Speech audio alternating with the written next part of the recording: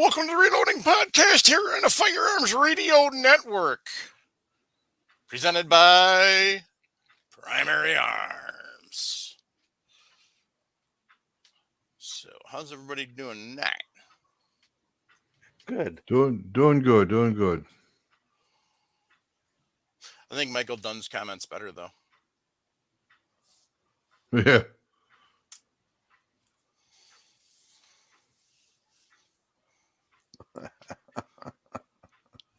Smoke signals to call him or what? Yeah. Jim will have to teach us how to do smoke signals. Semaphore.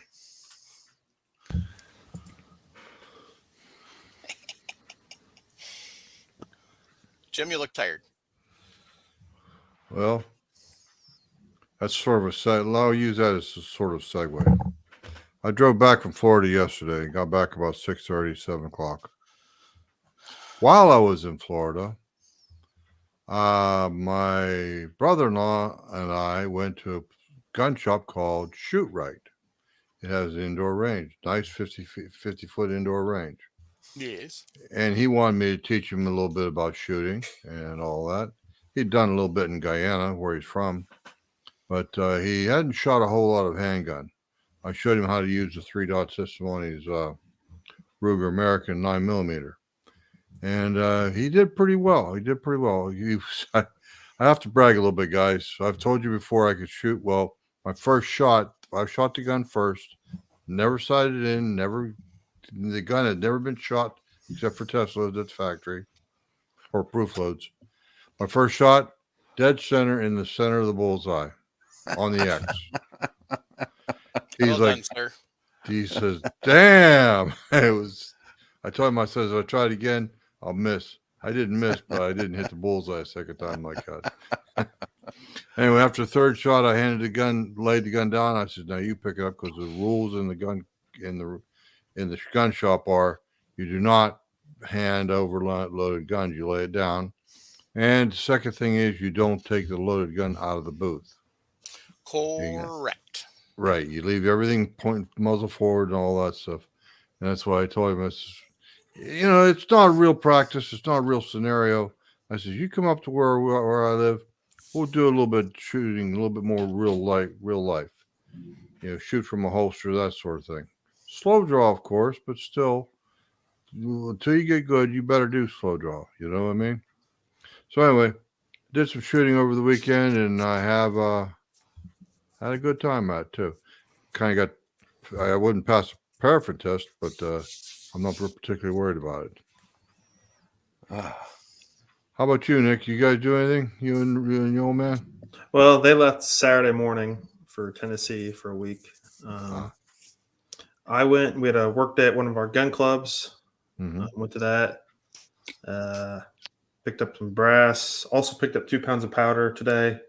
Ran out to my big box store today and picked up. They had a new powder. I figured I'd try True Blue. I'm gonna start playing with some loads for that, with some 38 special stuff like that. And then, not to stick my nose in your business, but how much did you pay for that, if you don't mind? Right at $30. $30. Well, that's about market price before all this crazy shit started. And I look at it, I'm going to be only using 3 to 4 grains at most, probably. Yeah. Oh yeah. So that'll last me quite a while. Oh yeah. So, and then I picked up some Accurate number 9, which is one of my go-to 300 blackout powders. So that True Blue works good in 38 Super and in 9mm. Yeah, and I noticed that looking at it, I can do 9, 38 special. I've even seen where a lot of guys using that for like the 38-200, 38 Smith & Wesson loads. So right, I'll be playing with that for that hopefully soon. So, but yeah, power is starting to come back a little bit regularly here, and prices are getting a little bit better. So, and I won a auction this weekend. Got a set of RCBS 7mm dies. I think I have a pretty good deal, and a infield number 9 blade bayonet for my project starting here soon. So 7mm dies? What? Yep. 7mm. Bowser. Okay. Yep. So don't have the rifle yet, but that's one of the next ones to add to the collection. So I figured when the dies are the right price, might as well. And so Good. Good. As far as me goes, I got one more appointment with doctors, and then I'm going back home, getting to my reloading room.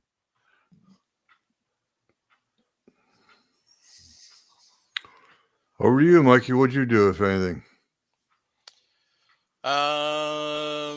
Saturday I actually had a 4-H project day. We did a rocket building day, Ooh. so that Well, was that's fun. ballistic. So yeah, we had fun and had one of the local high schools, their rocket club, come out and bring their nice 6-foot tall rockets out Ooh. and show those off. Them bad boys got to come down with a parachute, don't they? Well, all of them do, but those come down with some really big parachutes, and those you have to have FAA approval before you can launch them. Okay. Oh, yeah. Yeah, that makes sense. But so that was fun, and they were talking about how they got involved in rockets, and so then we're gonna have a launch day in April, so that'll be fun for all the kids that built their rockets yesterday. So that'll be a blast. Literally. Yeah. Well, like I said, that is ballistics. Yep. Other than that, cleaned up a little bit of the reloading room, not much. But Any good deals at Cabela's? I haven't been there since Thursday. Ooh. So Okay. one slightly good thing is our governor decided to get together with a couple other governors, and they're pushing the feds to drop the gas tax for now. Well, since So we'll see if that happens. Since gas has hit $6 a gallon out west, and we're hovering at $4.50 a gallon here. Mm-hmm. And Illinois will be hit even worse than that because it'll go up faster. So Yeah, we're around 460 right now. So yeah. So it's I'm thinking diesel fuel because that's what I normally buy. So that's I'm worried about it if it gets up to $6 a gallon everywhere. Yeah. I've seen diesel go for $5.25 already.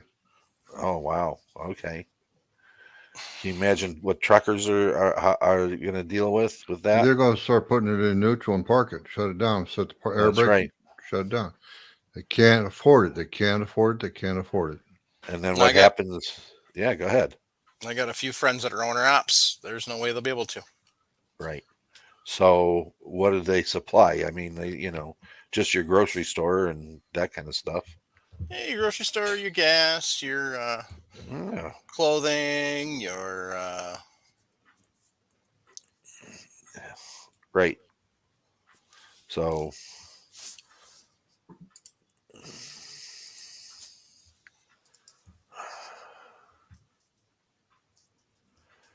Lead Bullet Junkie, he's got $4.29 in Arizona. Diesel is $4.89. Yeah, when I came back from Florida, I was on 95 the whole way.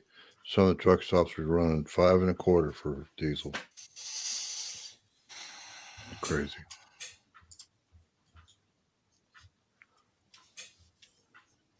So. Yep.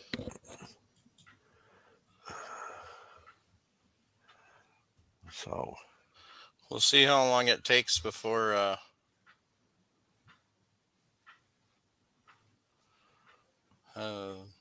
somebody actually changes the way things are going with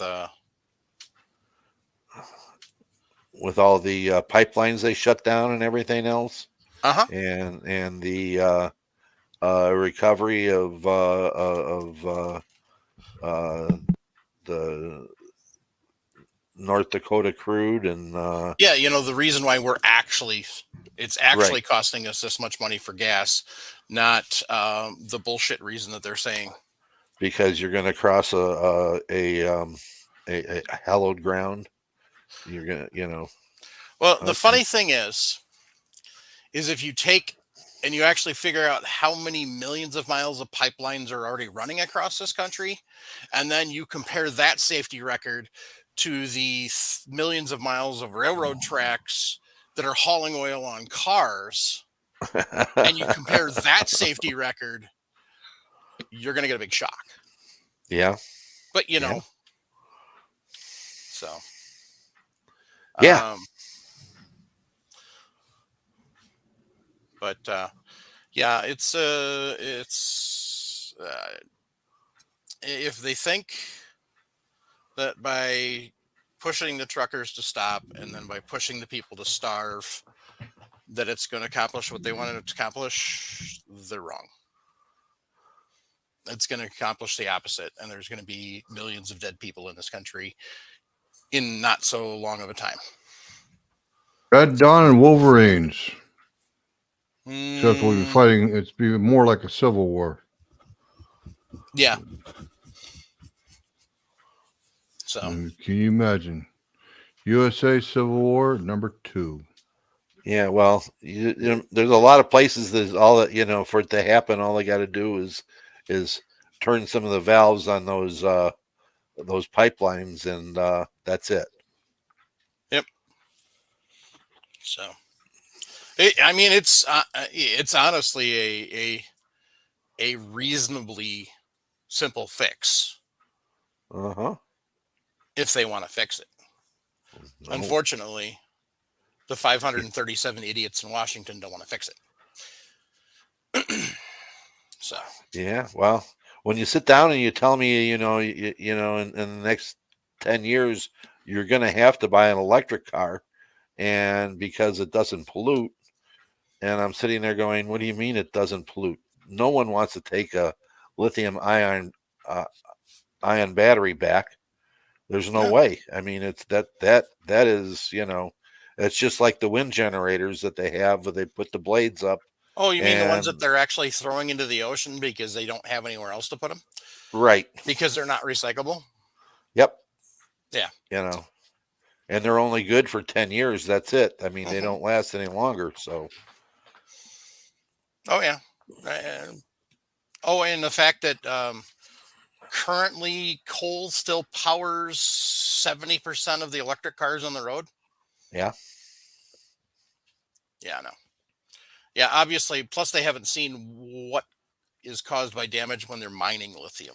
So, and the other lovely chemicals to make those batteries. Yeah.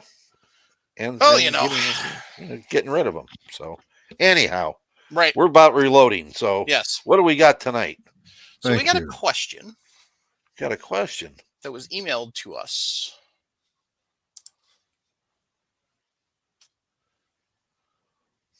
Come on, email. It's refreshing. Sorry.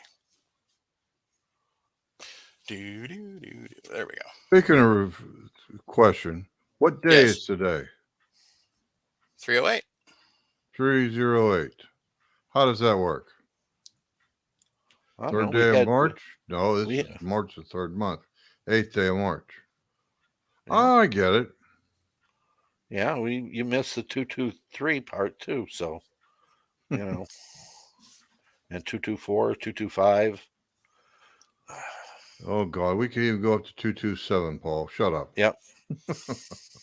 I'm kidding, of course. Yeah. So what you got, Mike? Okay.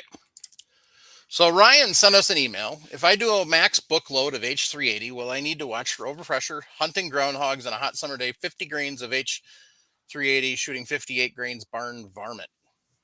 Now, that was the first question. That was the question we got. So I copied and pasted into the chat. And the immediate response, what cartridge was this for? Which makes sense. And a couple of people suspected that it was 243 Win. And when I confirmed that with Ryan, and he said, yeah, he's using 243 Win. He's using load data from Barnes. I would be a little over Hodgdon Max and under Barnes Max is what he's saying with that 50 grains of H380.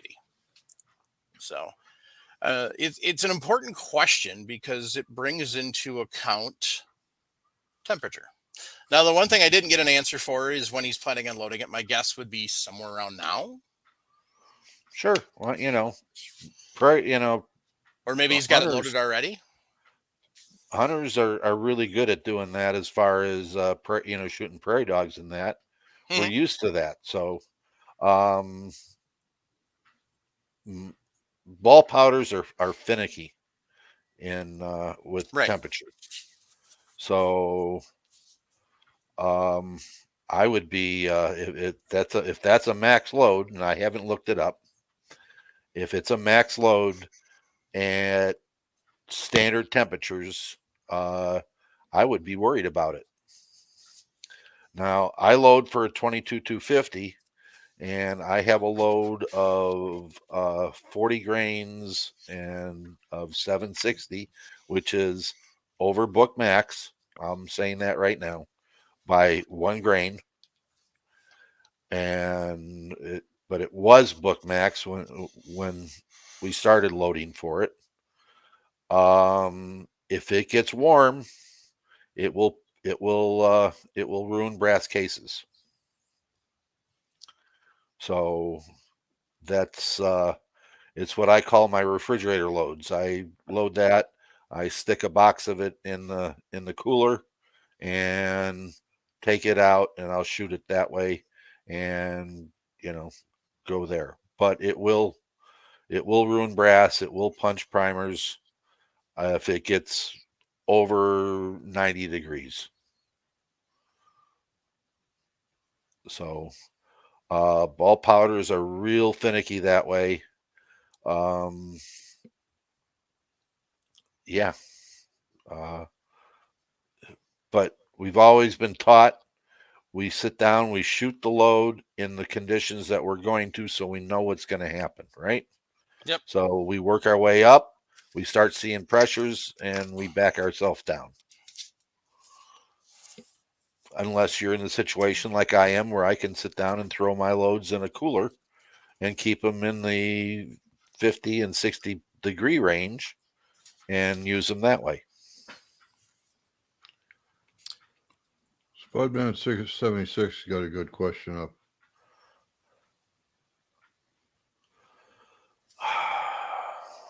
No, it works the other way. Ball powders are made up of nitrocellulose and nitroglycerin. So you have a higher burn rate with that, a hotter flame. Paul, Single why don't base you powder. explain what actually causes the throat erosion? Throat Or erosion. the main Okay, causes, I should say. You can't cover everything. We'd be here for 4 weeks, but right. the The main the causes. the two main causes of throat erosion is the bullet and the powder. And the hotter the powder is, the faster you're going to erode the throat. So if your load is very hot and you heat that barrel up, that powder is going to eat away at the metal. It's going to fire, what we call as fire crack. And that means it gets so hot that it starts to burn the metal up, and you're sitting there shooting, and it will and the bullet passes over that. It starts to actually erode away the throat of the barrel. Now, is it like chipping it away, or is it more like, say, a creek through a sandy area? It's just kind of slowly wearing it away. It can be. I find it more along the lines if you would sit down and say a heavy rain in the desert and you get gully washes, okay? Right. Because you're going to sit down and say that you know if you're shooting PRS, okay, and you got a hot load and the barrel's just going to wear out because you're putting 10, 12, 15 rounds real fast through the gun, and then you're letting it sit, okay? And then you go do the same thing, those 10, 12 rounds. prairie dog hunting. You put 20, 30, 40 rounds through the gun. It gets real hot. You're eroding the throat. Some target shooting events. You can put 60 rounds through the throat of a gun in a relay, and you're going to wear the throat out on the gun because of the heat that you're producing. I also use HBN2 to help prevent that by using it to protect my bore somewhat. Okay, it's not a 100% perfect ideal thing, but it may give me 500 more rounds. So I'll do that before I wear a barrel out. And when I say when I wear a barrel out, and what a PRS shooter wears a barrel out, and what you guys use to wear a barrel out is a lot different.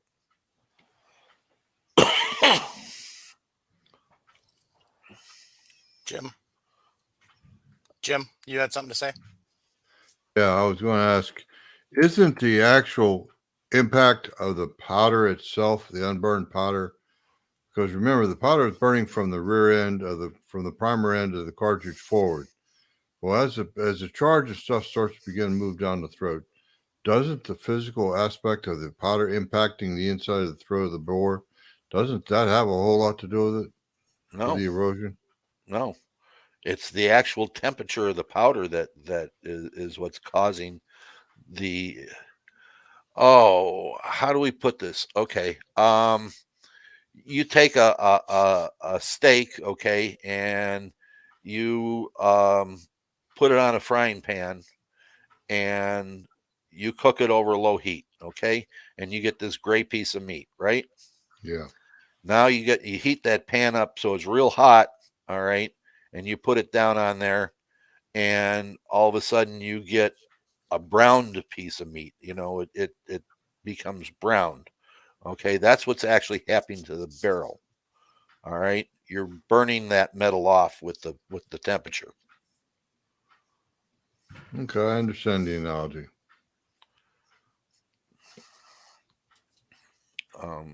I've had a few of those steaks too, but that's another story.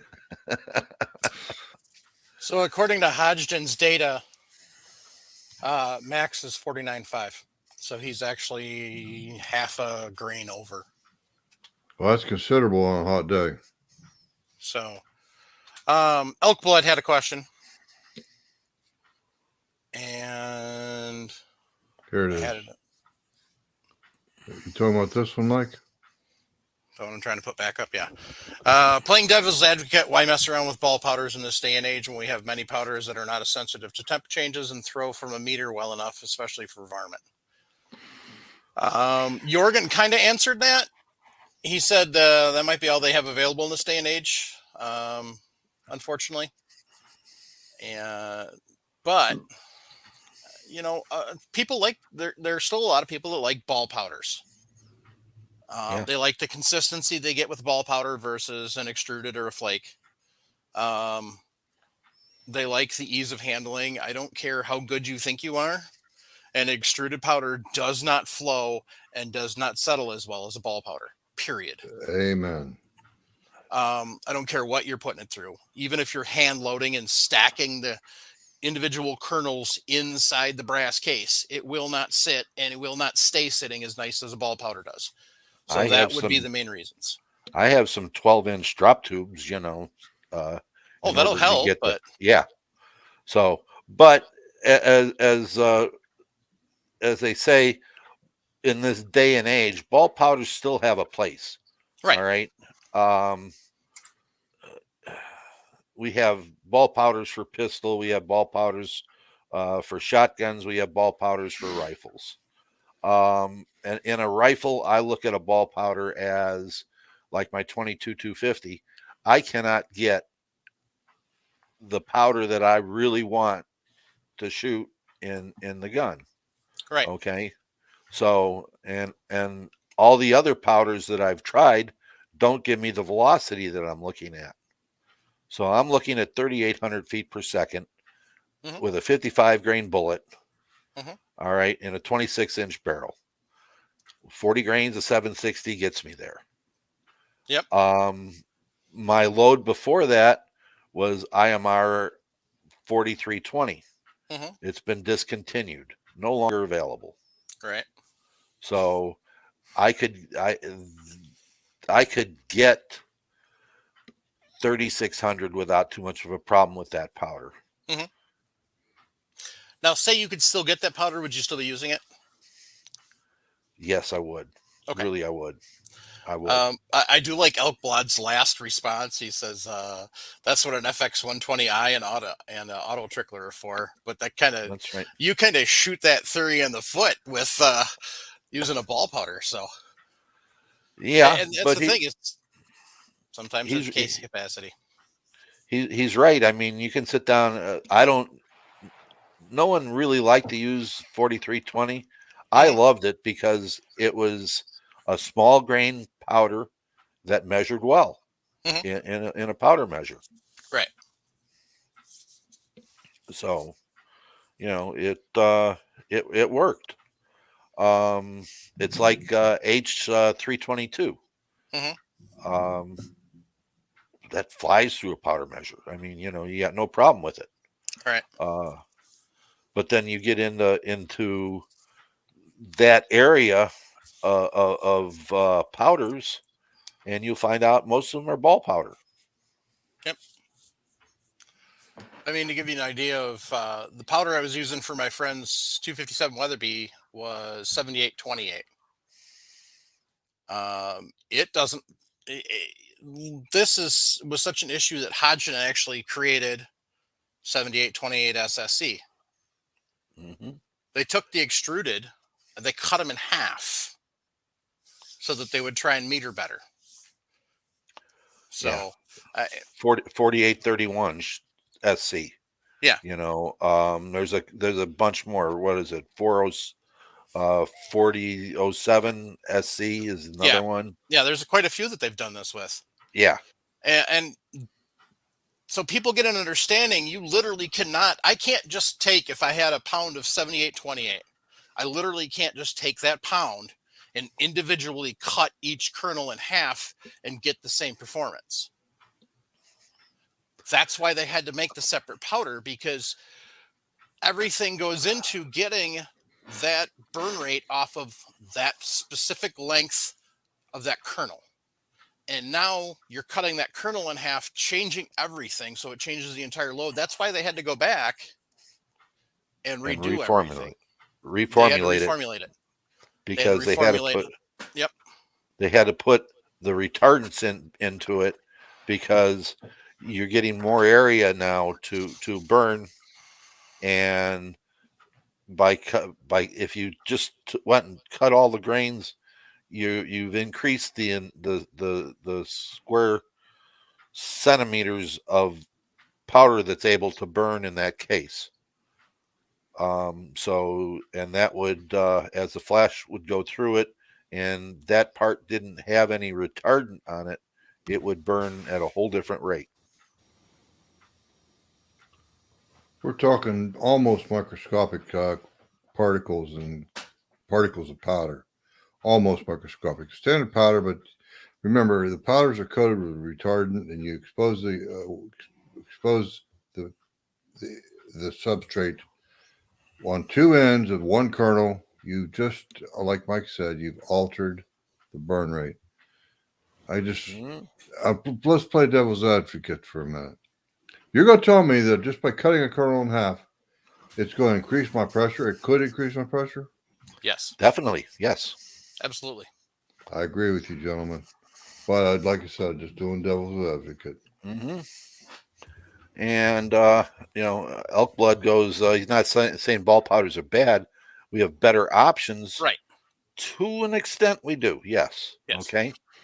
But if you took the ball powders out, out of our reloading repertoire that we have, you'd be very hurting for powders to shoot in the small cases, Mm-hmm. and you would have some powders that kind of work in some of the larger cases. And the idea behind it is a choice for you guys to make. And whether you look at, if you're going to shoot, you go to the range and you should put 12 rounds down through your 22 Hummendinger, okay, at 4,000 feet per second. Great, but you only put 12 rounds down, okay? So you use whatever you want in there, and if you sit down and let it cool off and everything else in between rounds, your throat is going to last a long time. Odor You go- Sigerson has a good question up. It's related to something you said earlier, Paul, but I would first suggest, Mr. Sigerson, that you look at the chat. But yes, the answer to your question is: do drop tubes really matter when loading, unless you're loading it hot, i.e., crushing the powder when seeing the bullet? Yes, drop tubes will actually help your powder compact and fit into your Case. the burning space of the case, the boiler room of the case. Yes, it'll help get more powder in there. It helps. Yeah. It probably even helps consistency. You just have to use the same drop works. tube each time.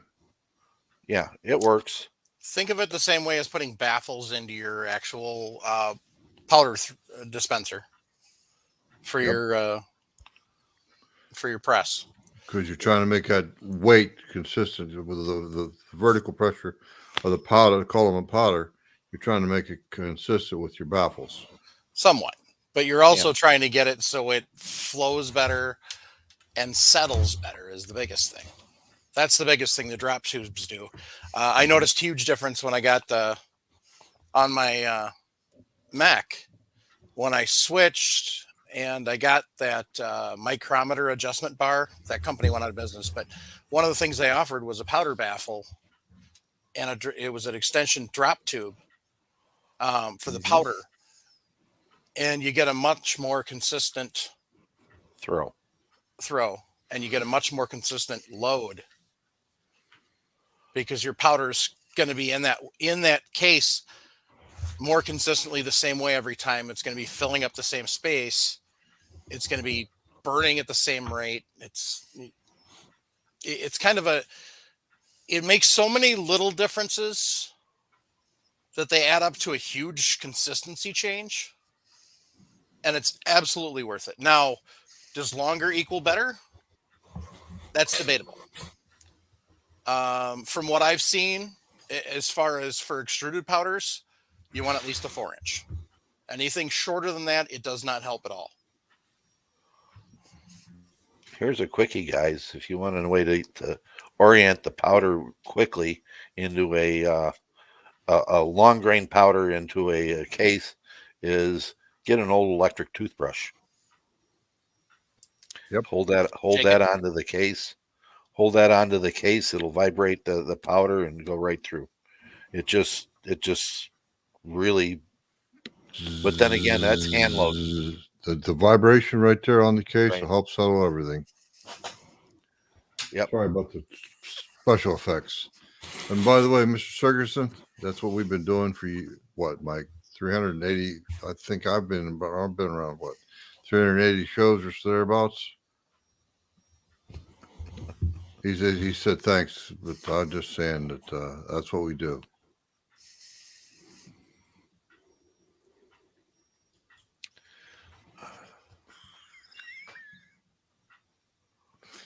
Mike, you're terrible.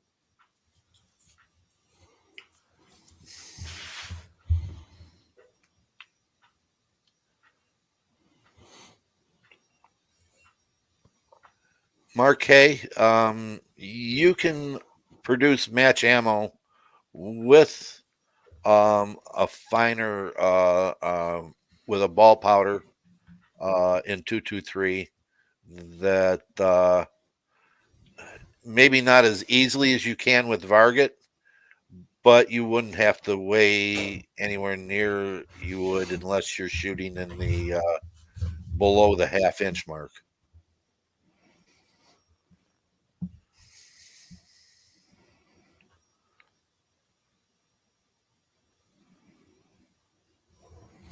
Speaking of questions, do we have any questions from the gallery out there? That would be you folks watching on YouTube.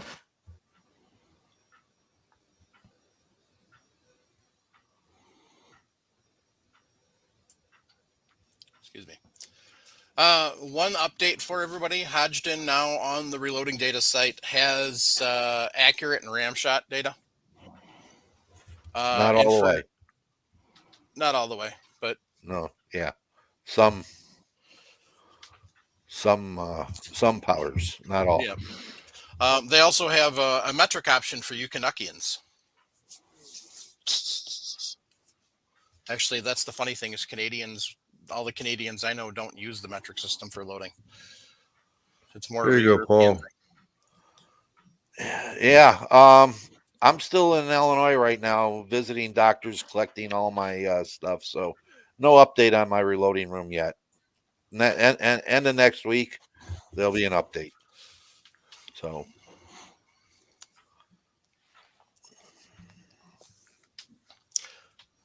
Elk Blood 01 wants to know where that bald-headed goon Trumbo is. He is still getting the Trumbo Idaho compound in order. I saw a picture yesterday where he's got Kathy actually doing work. She's riding on a tractor with a bucket full of manure, whatever dirt, and she's actually working her big old heart out. And God bless her, Kathy. God bless you, Kathy. that wasn't a picture of him moving manure. That was a picture of digging for where he's running the excavator. You didn't see where he's putting in his bomb shelter. Okay.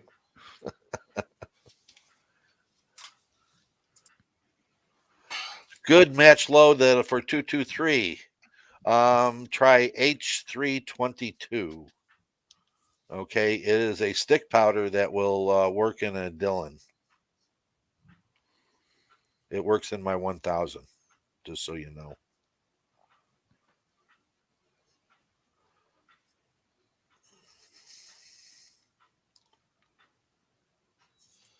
Uh, 284 Win wants to know any tips or tricks on expanding mandrels.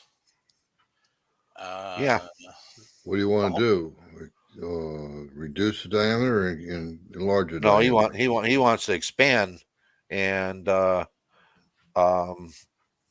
you can go with somebody like 21st Century, but look at Porter's Precision Products. They sell expanding mandrels that are made with gauge pins, so you can do plus or minuses on those, and you can get you can be very finicky on what you want.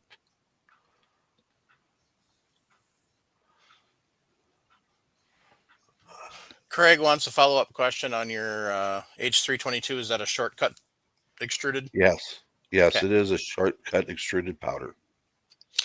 Michael Dunn wants to know what a good neck tension for 308 is. Well, see, that is a loaded question. What diameter is your projectile? 308.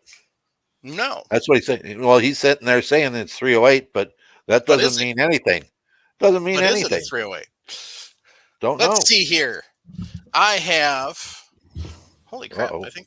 Oh wow, those are still factory sealed. Let's not open that one. Shit, these are both factory sealed. Whoa!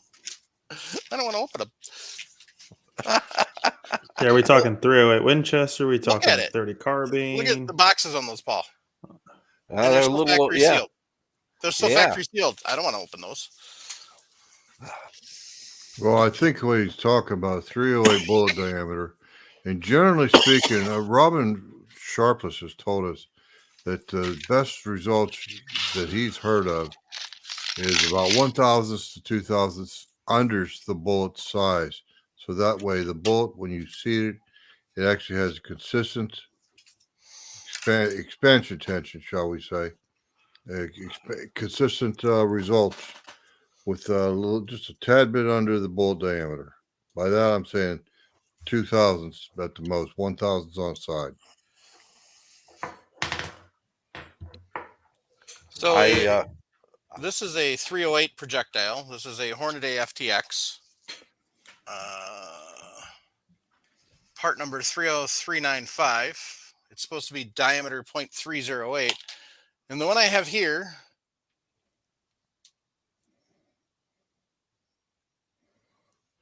I can get it to look in the camera. Nope, can't do it. Is 0.307. So if I set my neck tension up based off of 0.308, what's going to happen, gang? When I go to seat that bullet. Bloop. Bloop. Bloop, bloop. Bloop, Mike, bloop. did you happen to re-zero your calipers before you started? Why, of course I did. Of course you did. You've been taught well. There's some old guy down in North Carolina that is insistent on stupid stuff like that. Blame it on me. I got big shoulders. I'll take it all. That's right, you do. I get it anyway. Okay. So, Guys, the only way I can tell you to measure neck tension is to, number one, take and seat a bullet in a resized case that you've resized. Okay. That is the same lot of brass that you're using. Then measure what you have as far as the your distance between with the bullet and the brass. Okay. Take off what the diameter of the bullet is, and now you have the actual dimension of the case neck that is going to be. All right. Then reduce it down by one, let's say 1.5 to 2 thousandths from that. So I can't give you actual dimensions, but I can tell you if you take the how it's set in that it sits in that case, measured all the way across, minus the bullet diameter that you've measured, and then go and size it, down, take it down 1.5 to 2 thousandths from there, or open it up with your mandrel to 1.5 or 2 thousandths. You get some spring back. But that's where the gauge pins come in, because you can adjust that by going 308, or 307, whatever, and work your way up and down from there. Michael Dunn put the comment up. So a 0.306 is good enough. No. Measure. If you're shooting, if you're just plinking rounds, 306 is good. Go ahead. Yep. If you're serious, then you're going to play with it. You're going to play with it. Okay. You're going to play with the neck tension to find out what works. Could be as much as 6 under. Could be as much as 1 under. Right. Yep. And you're going to be sorting those bullets too. Yeah, that's right, because the bolts vary in diameter, but you're not going to use a set of calipers for that, Michael. You want to use, Michael Dunn. You want to use a 0 to 1 micrometer, and you want to be able to measure to the 10th of a thousandths consistently. If you don't know how to do that, use a little thimble on the end of the micrometer, or a friction stop on the end of the micrometer. Yeah, when it starts to slip, you know you got diameter. So, say again, Mike. I sit down and I measure bullets, yes, okay, but I don't go through the whole 500 round pack, okay? No, I'm just not going to do it. I measure 10 or 12. You get an estimate, you get an average, and then you kind of can base it off of that. I mean, if you go 10 and you've got all of them are 307, then you're probably not going to base it off of a 308 setting. Right. But I'm going to sit down and I'm going to measure. And the only thing that I measure in bullets that I find is the base to ogive. And those I will sort out. I will sit there with my Sinclair gauge and sort out my bullets that way for my my target loads. So why is that important, Paul? That affects my jump, okay? And my jump or lack of jump, depending upon what I'm doing. If let's say it's a lack of jump, because there's some loads that I have that I actually seat the bullet into the lands by or called jamming, up to I think about 4 thousandths is what I'm looking at. Okay. Right. So as I close the bolt, I'm sitting there. But if it's a longer bullet, that means it's going in there farther, and that could raise my pressures. So I am, being that way, and then it affects the other way as I'm coming back and I'm making a jump again. Being a longer or shorter bullet could give me a problem as far as it's too short and or too long, and I'm not getting enough jump or too much jump from where I'm at. And again, that will cause flyers.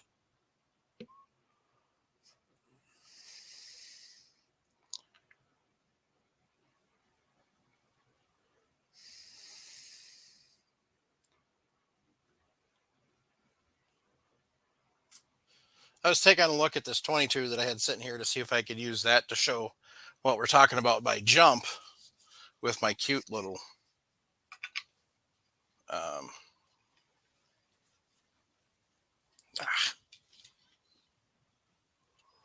bore camera, but I can't. So I'll have to pull the bolt out of my 1903 to kind of show what we're talking about.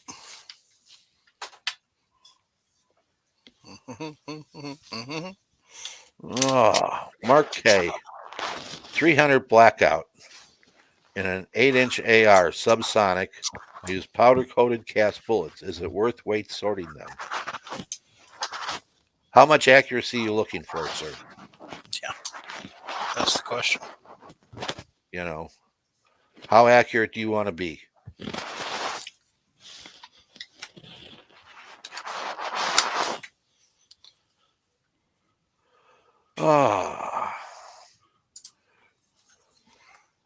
Richard, how much does trimming the met plate and repointing a bullet make a difference at long range?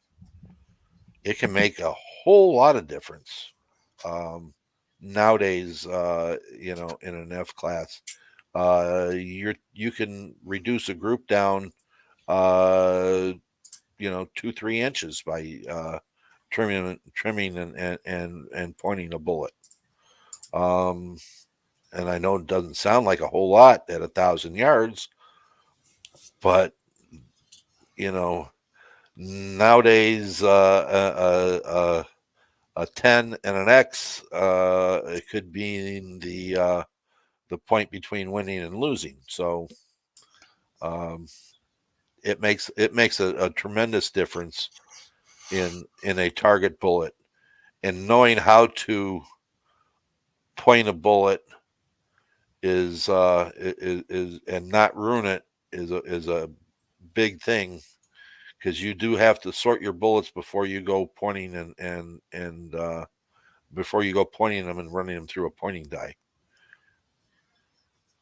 You have to have them all within a certain range as you adjust your pointing die, and then you come back out and readjust it for everyone. Because if you put too much, you can actually crush the bullet at the juncture of the lead and the copper.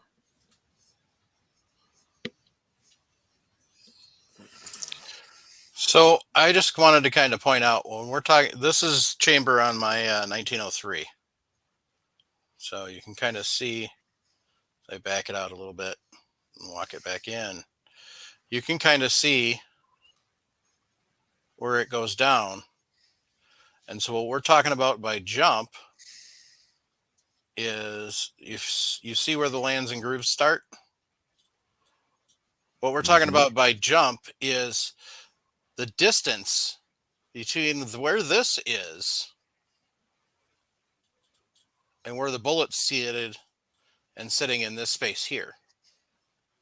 how much of a distance is that between those? That's what we're talking about by jump.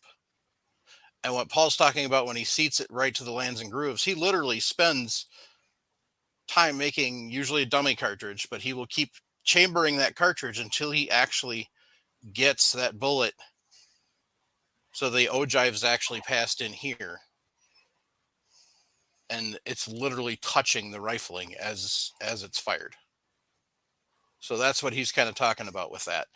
And it's one of those things we've kind of discussed quite a few times in the show. And I just thought now I'm like, we can actually show what we're talking about. So What are you talking about? And I apologize for leaving the screen, but what are you talking about? What are you showing me? It looks like bullet jump. you got frost in your bore. I got a dirty bore. Haven't cleaned it. Talking about bullet jump and what bullet jump actually is and what we're talking about, what it means. Yep. So. Okay, another one here. Due to a very long free bore in my 30-plus-year-old 308 Winchester, I need to see bullets out 87 thou off the lands in order to be able to use my mag. And problem? Well, I don't know if it is a problem. Is the gun accurate? That's the question there. If it isn't, rebarrel. Try a different bullet, or crank the barrel off and have a gunsmith put a new barrel on. That's why they make. That's why they have gunsmiths. There's another option too. That's kind of a weird one, but you can actually just continue to live with the rifle and single load. That's true. Well, yeah, you could also take it to a gunsmith and sit there and say, run a reamer in here and go there. But that's a lot of rounds through. If it's worn that way, most 308s don't have a lot of free bore. Some, I guess some do, yeah. Military ones would, but. Well, I had a Remington that had a lot of free bore in it, and the barrel got cranked off on that. Yeah. You know, it really hurt to screw up to take a stainless steel Remington fluted barrel and crank it off and put a real barrel on it. Well, remember the other option, the other problem is Mr. Sergerson's up in Iceland. There may not be a whole lot of gunsmiths up there available. Oh, there are gunsmiths in Iceland that if I remember correctly, because isn't there I think there was somebody on Accurate Shooter that was from Iceland, and he was getting his barrels custom cut. Okay. But there's got to be a way to work that out.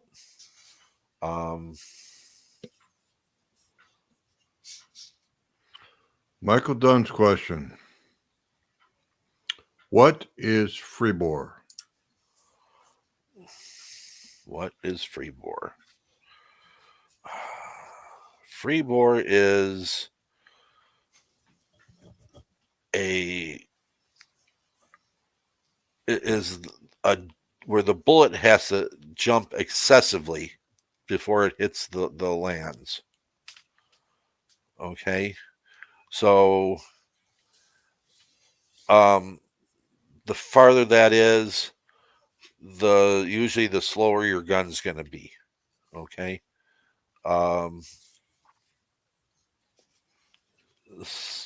I know Weatherby put a lot of free bore into his, but it just, with normal cartridges, a long free bore slows the gun down. Speaking of Weatherby, that was Jorgen's question right before. Are all Weatherbys inaccurate? Almost all Weatherby cartridges were designed with excessive free bore to get the velocity without hitting pressure. Jorgen, I would say unequivocally no. From all of the Weatherbys that I've come across, and granted, this is mostly with Weatherby ammo, but also hand loading. Most of them are sub-MOA or better. It's very rare you find one that's not. I've dealt with a lot of their bigger bores, the 378, 375, and very accurate, very accurate. But they controlled the barrels. Okay, in Yep. other words, the specifications for a Weatherby freebore are different than what would happen if you just got a Remington or a Savage, as far as what they end up with a freebore. They're very tightly controlled on the the amount, the distance between the bullet and the in other words, it's very tight between the bullet and the unrifled barrel. Okay, in other words, if I order a barrel from Bartlett in 300 or 308, and I can sit down and say, I want a 300 308 barrel, okay, or I want a 298 307 barrel. I can sit down and say, this is how I want the barrel cut, and it will have a tighter throat because I'm sitting there telling them to be really tight up at the throat end and tight restricted along the bore by the lands and grooves being very controlled.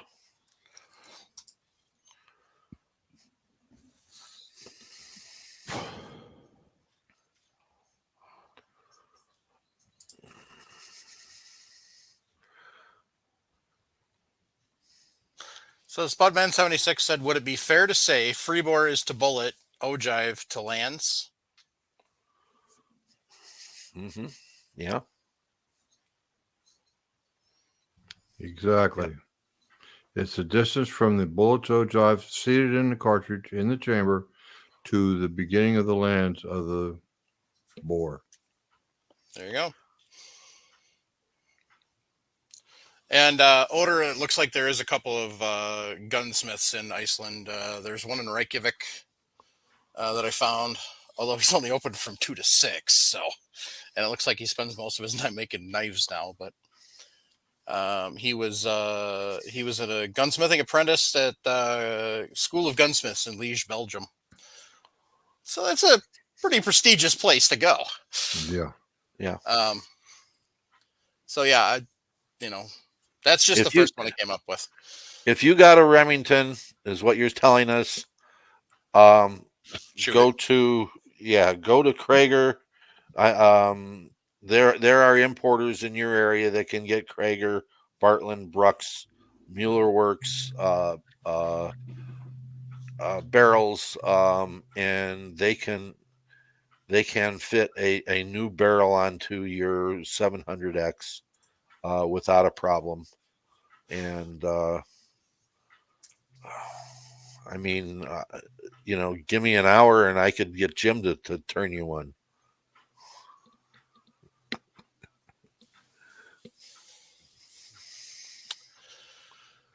Right, Jim? Perhaps. I wouldn't say I've done gunsmithing. I have drilled and tapped my Ruger Mark II. You know how to run a lathe, right? You bet. Well, there you go. There you go. I got some 6-inch pipe I need to turn down.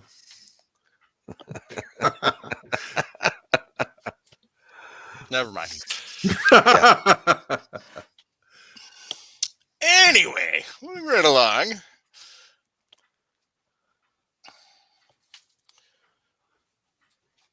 Oh, side note for all of us out there that are fans of Red Green, Roku now has every single freaking episode ever of Red Green. What is Red Green about? What the hell? What's he about? Come on. Let me He's play a Canadian devil's redneck. Canuckian redneck? Yes. If you've never watched Red Green, you must. Period. So you have to watch it. It's awesome. So let's put it this way: in the first episode, they decide that the motor on their boat isn't big enough, and so they put a 425 Chrysler and turn it into an outboard. Oh my God. Yeah.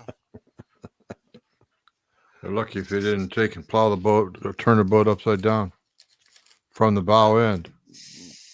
I cannot comment whether they did or did not, but yeah. Picture taking Foxworthy, Tim Allen from Tool Time, and combining them together with Oh a my Canadian, God. and that's Red Green. Oh my God. Just the idea of Tim Allen and Jeff Foxworthy, because Jeff Foxworthy's caused me to have bruised ribs. I was laughing so hard and so long. Mm-hmm. Those two maniacs together is enough. And then you throw the Canuckian part into it. Oh yeah. And there's an entire cast of characters. Let's put it this way: it's centered around the men's lodge, which is the Possum Lodge.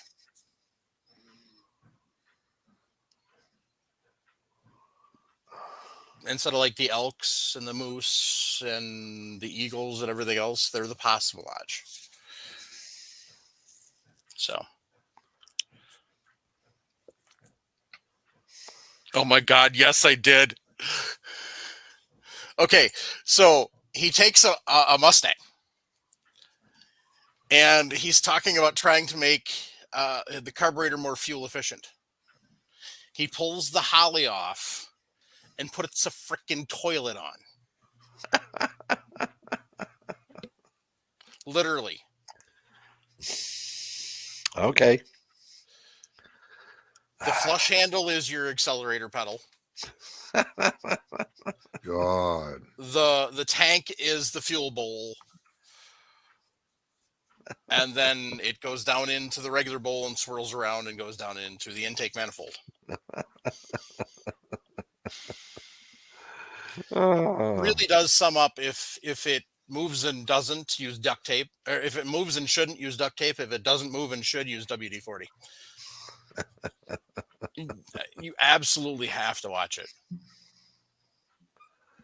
I mean, just absolutely. If you've never watched it, you need to.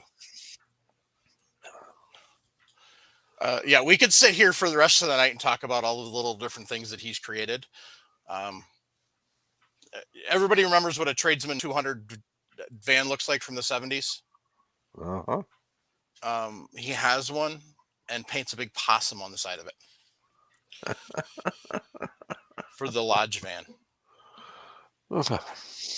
It came on the air in 91. A lot of it was strictly public television. So if you didn't spend a lot of time watching PBS because you didn't have cable, you probably missed it. So I know I missed it in 91 because I was so busy it was unreal. yeah. I mean, business was just rocketing. Booming. Yeah. So a couple of his famous lines: "Keep your stick on the ice," and if the women don't find you handsome, they should at least find you handy. There's no double entendre in that one. Exactly. Yeah. Yep. Yeah. Absolutely. You must. So yeah, as I was saying, Roku's got them all. So just go to Roku, go to the search feature and search Red Green. And then it's on one of their private channels they've added. And literally all 16 seasons. So I'm trying to figure out what sort of surgical thing I can go have done so I can sit at home for like 3 weeks and watch nothing but Red Green. God. I can't come up with anything yet. Dangerous. I can't come up with anything yet, but give me some time. Well, let's see here. I think I have enough sick time to sit home for like 2 months. Oh. Yep. I could basically sit home for like 2 months. Must be nice. So Mark K wants to know best brand of suppressor. Unfortunately, Mark, that is something that we will defer to other shows. Jim has a couple, Travis has a couple, Chris Sharp has a couple, but we don't have enough experience to be able to really give you a definite answer on that. So one of the things I'm looking at doing is, if funds come acquired, is actually getting the podcast a couple suppressors to do some load testing with. So, And what are you doing with what are you using the suppressor for? I mean, and what cartridge is it for? Right. There's short ones, there's long ones, there's you know, there's handgun ones. I mean, what brand? It's there's some for shotguns, okay? Yeah. What are you doing with it? I mean, that's the whole key. That's a very good question. I'm not sure what the gentleman's last name is. Biged. But Richard Biged put up the question: if you're not restricted by magazine length, can you mitigate larger free bore with a heavier grain bullet, say a 180 grain versus 150 grain? That's a great question. The answer is yes. The short answer. Yeah, because you are extending the ogive and you can seat your bullet out longer. The bullet ogive is longer from the 180 than the 150. However, if you have a flat base bullet and you have a bolt tail bullet, which one would work better? Well, I'm going to tell you.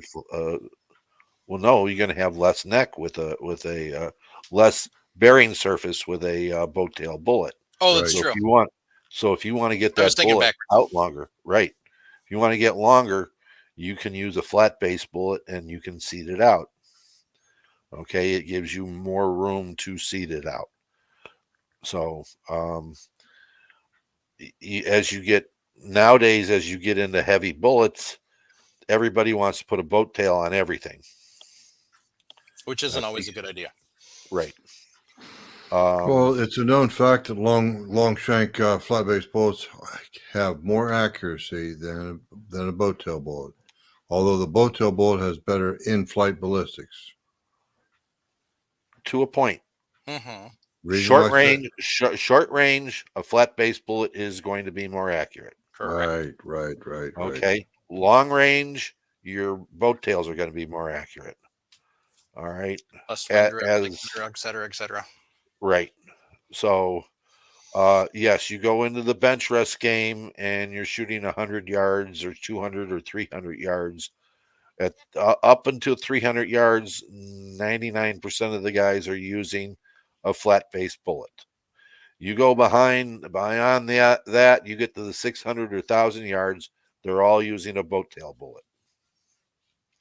So, and it just, wherever it fits in between, they can't with a boat tail bullet. It just doesn't seem to get the zeros and ones and that it takes to win a bench rest match at 100 or 200 yards.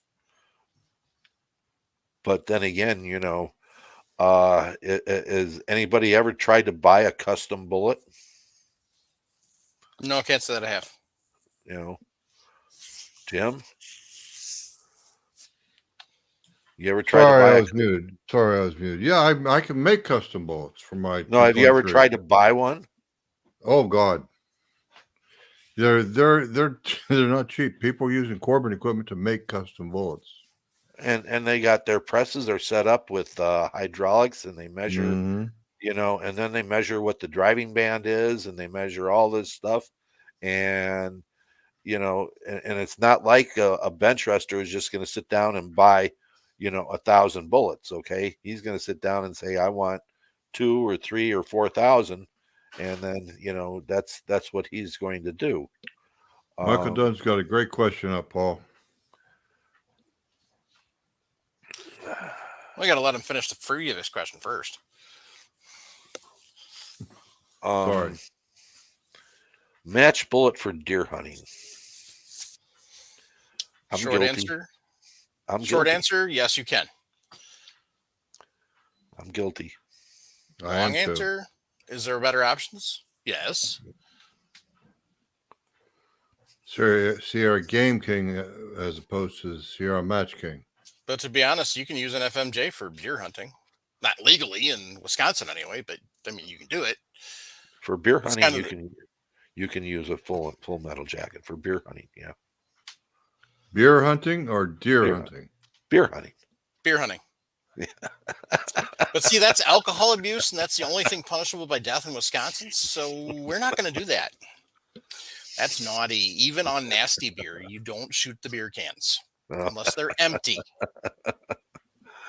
You can fill them with water, though, right? Yes, that's allowed. Okay. Yeah. Okay. You must empty the beer first and consume it. Then you can fill it with water. Yeah. So yes. Okay. But the reason you don't want to use a match if you don't have to, and maybe that's your perfect load, maybe you're getting your great accuracy.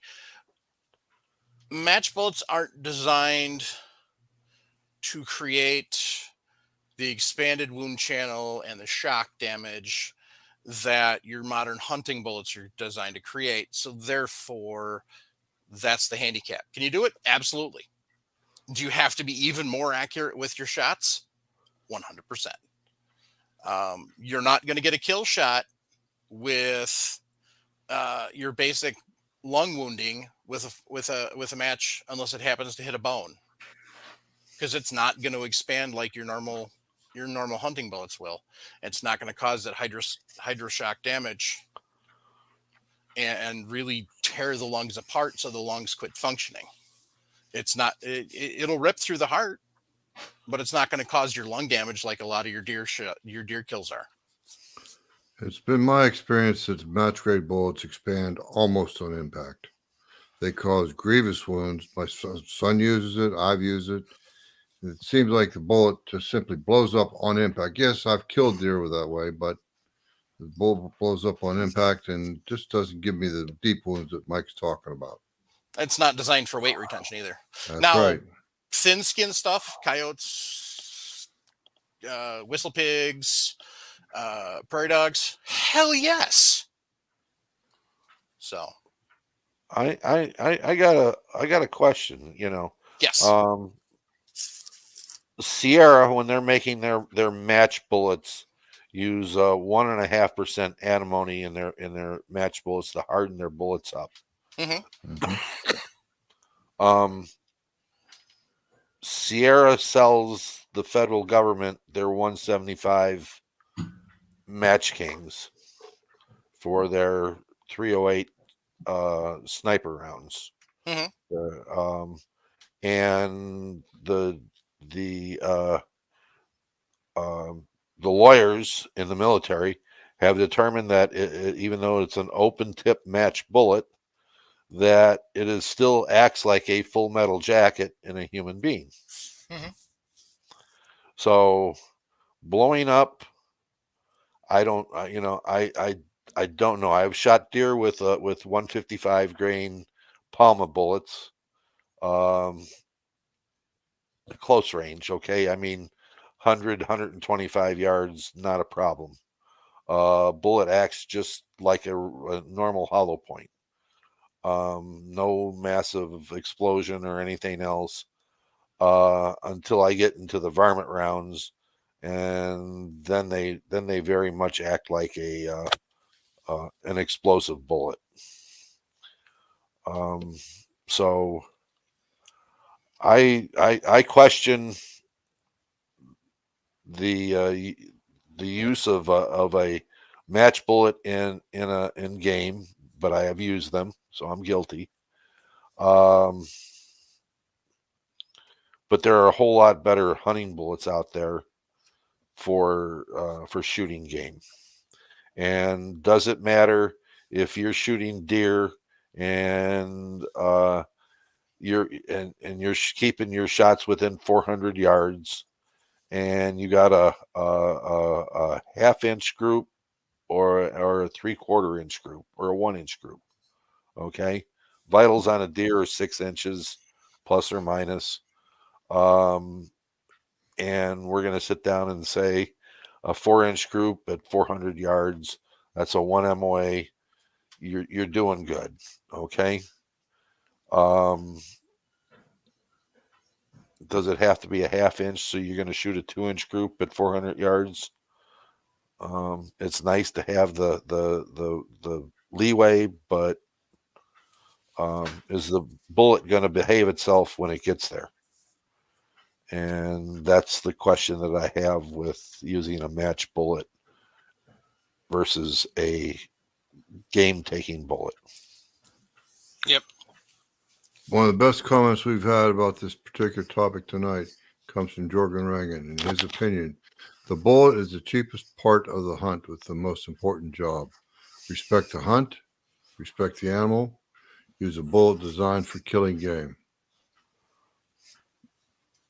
I don't think I've seen it's just ethical hunting. That's all. Right. Yeah. So Michael Dunn said, okay, thank you. So a soft point would be better. Yes, absolutely. Mm-hmm. Mark K wants to know, say in a 308 Winchester, I develop a load with a match bullet. Will the load work with a hunting bullet? It depends, honestly. So there is a lot of variables are going to play into this. First, your powder. Second, your powder charge. Is your hunting bullet the exact same load specs as your match bullet? What's the ballistic coefficient on the two bullets? At 100 yards, more than likely. 200 yards, maybe. Beyond that, probably not, unless you get lucky and you find two bullets that are similar in construction, similar in bearing surface, and so similar in ballistic coefficient. And there's more to go into it, and I'll step back and let the panel add. Yeah, I was a big user of Hornady Spire Point in 308 for hunting deer. It shot as well as a 168 grain bullet in the 165 grain. It was a boat tail soft point. As long as it wasn't banged up, the soft point was good, and it reliably expanded and it killed deer, and it was accurate. I could get that down to a half-inch group in a 308. It worked in 30-06. I don't know how many 30-06s I loaded for people, for buddies and that wanted a very accurate 30 caliber hunting load. 165 grain Hornady Spire Point. It even had a canneler on it. Oh my God, what was I loading those days?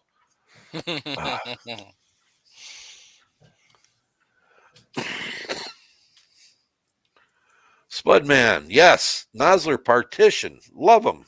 Yep. As long as it's something that you need to stop. I mean, if I was shooting elk, yeah, I definitely use a Nosler partition. Only bullet I'd use. It just did its job. Michael Dunn. Another question is those tip bullets. What's the point of them? Why so many different colors? Do they mean anything? I'll answer the second part of that first, and then I'll turn Paul loose for the first part of it. So the second part, the colors. Lawyers. That's your simple answer on that. Why is there so many different colors? Lawyers. Because if company A says that their bullet tip is red and they've trademarked the red tip, company B can't come along and make a bullet with a red tip. So they make a green tip. And then, so now you've got company A that's got the red tip. Company B's got the green tip. Well, company C comes along and they want to make a tip. Well, they can't make red and they can't make green. So they pick blue or yellow or purple or whatever. And as far as the color goes, with the exception of Hornady, color doesn't make squat difference. With Hornady, color makes a difference because of composition of the tip. Because some of their tips aren't of a plastic or polymer or whatever you want to call it nature. The A tips are aluminum. So that's why a color difference. But otherwise, no, there isn't really a difference. And it doesn't make a difference. As far as what the point of them, Paul, I shall turn it over to you. For better ballistics. It's really simple. If you have a bullet that has a perfect point on it, that means I don't have to point the bullet. I don't have to trim the bullet nose. It's already perfect by being plastic, or polymer or whatever whatever material they make it out of, other than lead. Color-wise, geez, I mean, Hornady has their colors other than which is red, other than their what was that bullet that they made in the green, the zombies, The zombie VMAX. bullets. Yeah, the zombie Or the VMAX. ZMAX, I think they called ZMAX. it. ZMAX. There we go. Yep. Okay. Nosler. Okay. There are so many different colors in Nosler bullets. It's unreal. I have 6mm 70 grain bullets that are purple. I have 80 grain bullets that are green. I got 168 grain 308 bullets that are light green and not. Then I go to Sierra and I get somewhat clear green bullet, and I get then the 77s in 22 are kind of a solid green. So who knows? Okay, same thing if I go to Barnes and look at their tips on their bullets. Hey, it's only for ballistics, okay, guys? That's it. Well, the thing is, too, what Paul hasn't said, but that's what this is the literature I read when they first came out, was bullet nose deformation under recoil in a magazine box. If you deform the nose of the bullet, the lead tip bullet, from the recoil of the rifle smacking into the bullet nose, you're not going to have the ballistics it won't keep its shape. That a polymer point will keep, like a rubber tip. They'll come right back after getting banged around a little bit. And like you said, to follow on to it, better ballistics. The bullet will fly better if it retains the original shape. That's another thing. If you look at Hornady, they have two different shades of red between like their ELD match and the ELDX. Mm-hmm. So and there's very little difference besides the make of the bullet itself. So John W. said, any match bullets I've shot through hydrostatic materials strip the jackets from the lead core in the first few inches. He sent a picture of one from MeWe, and so that's what was left of it. Mm-hmm. Good So picture. That's what we were trying to explain as far as the difference of match versus a hunting bullet. So that kind of gives you an example. With a hunting bullet, you're not going to get the lead core separating like that, except for in few cases. And if that's the case, then you probably already know that, and you're using something like a Nosler AccuBond or something that's a truly a absolute bonded core, so it won't come apart. Thanks for the picture, John. There is such a thing as soldering your bullets to the jacket, right, on the inside. Sure. So it simply just can't, like Mike said, it won't come apart. So Richard Bidged wants to know about a Palmer tip versus a hollow point. Palmer tip create bullet expansion faster than a hollow point. Maybe. Couldn't tell you. Maybe. All things being equal, everything else being equal, and then you just put the tip into a hollow point,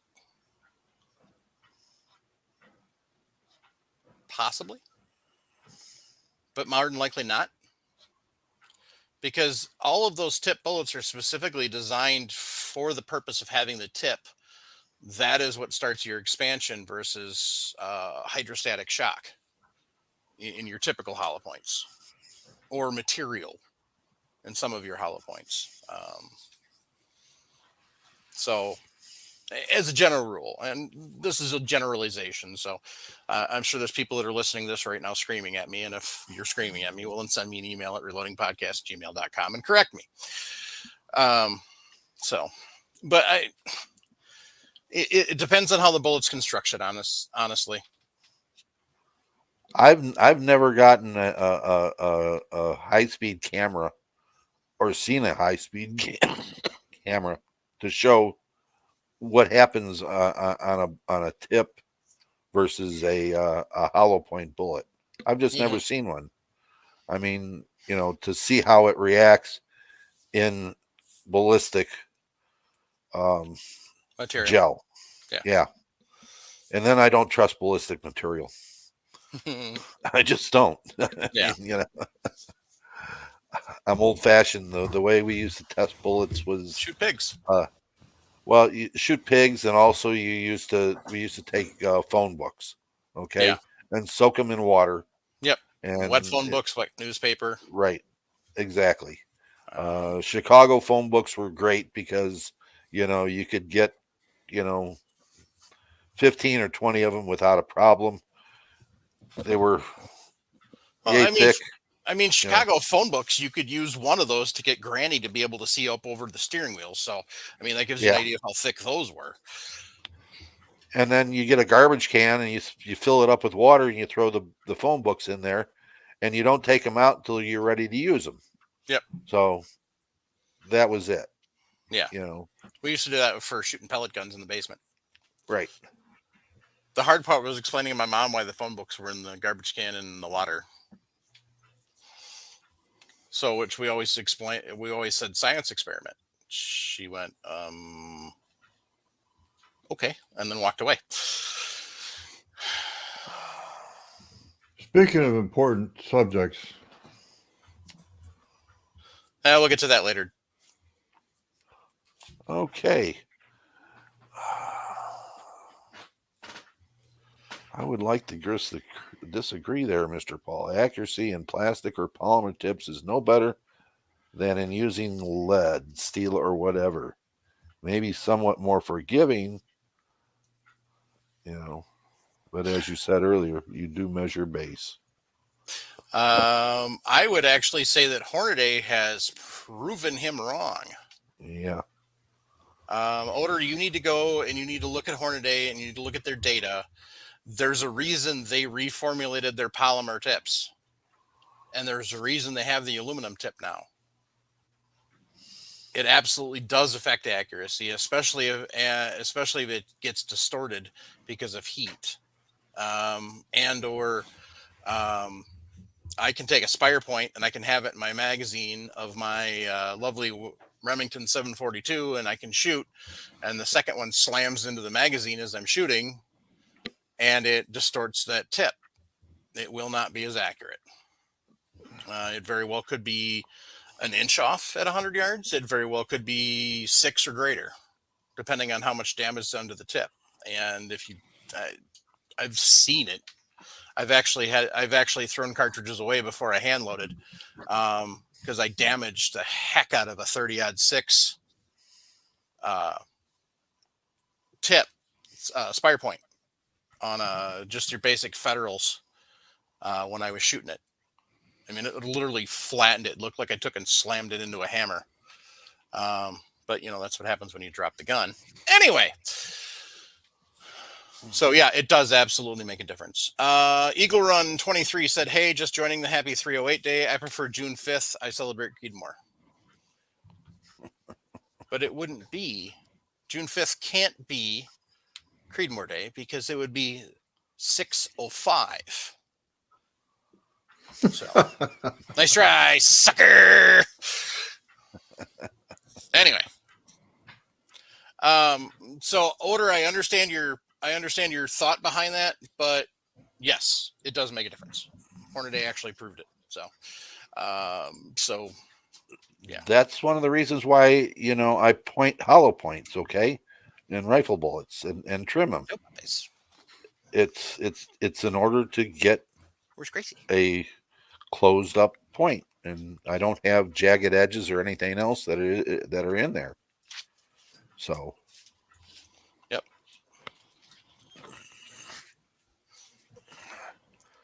yes, based on ogive, I do measure, sir.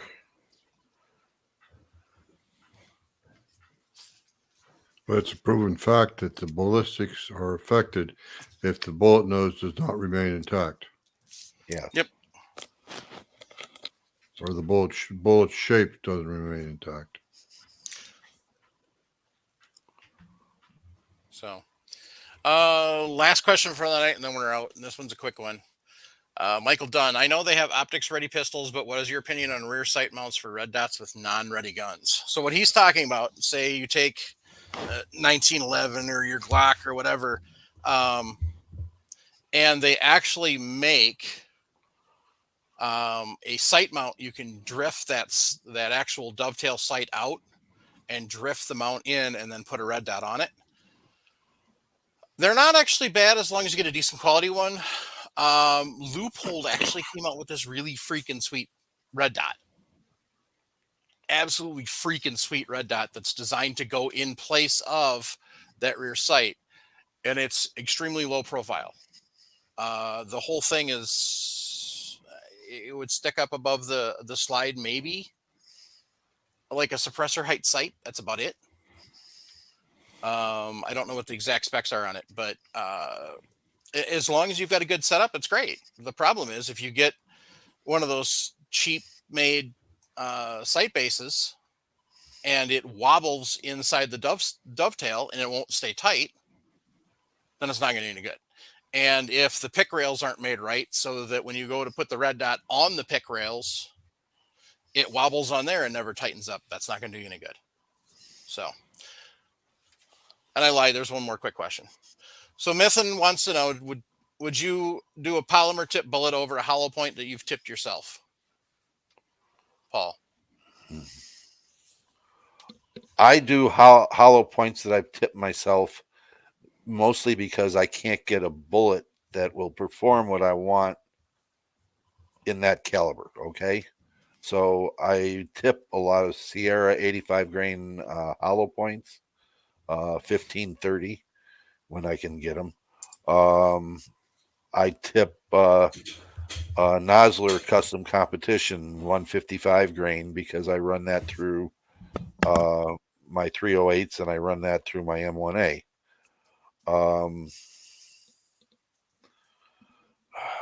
Everything else is a plastic tip bullet, guys.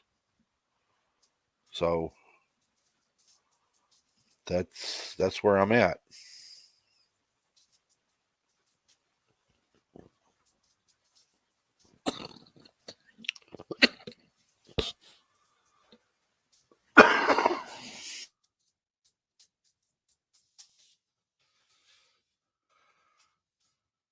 So, that's about it for tonight. Ken Brown, that used to work with me and then bailed, said that since the date is 308, not 0.308, 605 can be a 6.5 day. No, because it's 6.5 millimeters, not 6.05 millimeters. Nice try. You're wrong. Anyway. And if you're looking for 6.5 or other ammo, or you're looking for accessories to build that AR or whatever you want to build, you can head over to Primary Arms. That's primaryarms.com. And if you're buying a Primary Arms Optic, make sure you use the coupon code FRN to get that mount for free. They've got a whole bunch of stuff. Jim, now it's your turn. I don't have anything to say. You've showed something 4 times tonight. Oh, that. Well, geez, Mike. Could have made it a little easier. I believe in a higher power. Those are 2 Browning high powers. It took me a while to realize what they were. They're not Glocks. They're not 1911s. Nope. Those are They're running Browning high powers. high powers. I've heard it said this is a gun that John Browning made after when he perfected the 1911. I've heard it said. Yep. Paul, I muted you because you were coughing, but you're talking now. But come on, buddy. Yeah, it's the gun he designed, but he never saw it finished. Nope. That's right. He his perfection was the 1911. There was somebody made a comment that somebody needed a 9mm and wanted these certain items, and he made the gun for him. 1935, the high power. It ain't a Browning, really. Well, be that as it may, they commanded a Browning price. Oh yeah, FN made them too. FN never made a 1911. My favorite smartass, Anyway. Paul Loud. There You you sure those aren't high points? No, Paul, the reason they're not high points is because if you put wood furniture on a high point, it instantaneously self-destructs. So, anyway. So, yeah, make sure you swing over, check out Patriot Patch Company, patriotpatch.co. They've got the awesome patch of the month, plus a plethora of other things. They're always coming up with new stuff. So, anybody got any shout outs? No. I'll give my channel a quick shout out. Just shout out to my channel, the Milsurp Duo. My dad and I just got a couple things in the works. Awesome. Posted the annealer video last week. Yep. If you haven't seen that, Todd thinks it's a really great video from EP Integration. So yeah, go give it a watch. So.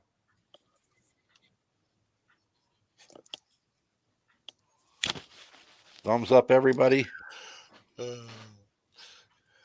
Absolutely. Don't Thanks forget for all to the click our likes. like Thanks button. for everything. Ken, it's been a blast working with you. I'll miss you. So anyway. So he's one of those lucky people that he was working there part-time just for the fun, and now he doesn't have to. So like I'll get to eventually. The only thing is I'll probably stay there because I want the discount. 45% off anything Cabela's or Bass Pro branded. It makes a big difference. Especially when you when you do fish, hunt, and camp. So anyway, and that pretty much sums it up for tonight, gang. Sharenda was at a couple meetings. Travis has got kid stuff going on till school's out, so we'll see him back probably June-ish. Hopefully the Trumbo compound will be ready to go at that point in time. And hey, Paul Loud. On that note, gang, keep your brass shiny. Jump on the Milsurp short bus. Despite what your mama told you, violence does solve problems. Support the Second Amendment. 2A all the way. Join the Gun Owners of America. Join the Second Amendment Foundation. Join the NRA. We don't even need to go in there tonight, but anyway, the point is, do something. I joined the North Carolina Rifle and Pistol Association when I joined my gun club. Part of my dues goes for that. Join the local state gun club. Yes, right. Yeah. Make sure you're a member of your local. I mean, if you're lucky enough to have local and state, make sure you're members of both, but definitely be a member of your state clubs because those are the ones that are going to make the difference in your state. It's not the national organizations. Most of your national organizations are focused on the collection of critters in Washington and do not have the ability or time or funds to be able to focus on each state. So, And if you look at New York with what went to the Supreme Court, yep, that was a state. That was the New York New York. Rifle and Pistol Clubs that did that. Yep. And other So- people jumped on after. Right. So, quick thing. If you're hearing this live or within the next week or so, if you are an NRA member, ballots are out. Please vote wisely. So, good night, all. Oh, I forgot one of the most important things. If you're struggling and it's tough, we're starting to get into spring, so weather's starting to get a little better. People with seasonal depression disorder are starting to get some hope again. But everything else is kind of looking shitty right now. Cost of everything's going up. But we'll make it. Got to hang in there. But if you need somebody to talk to, if you're struggling, 1-800-273-8255. Give them a call. They've got the people that can get you in touch with the people that can help you directly, and they also can help you while you're on the phone. We need you here. We want you here. Even if you're Paul Loud, we still want you here.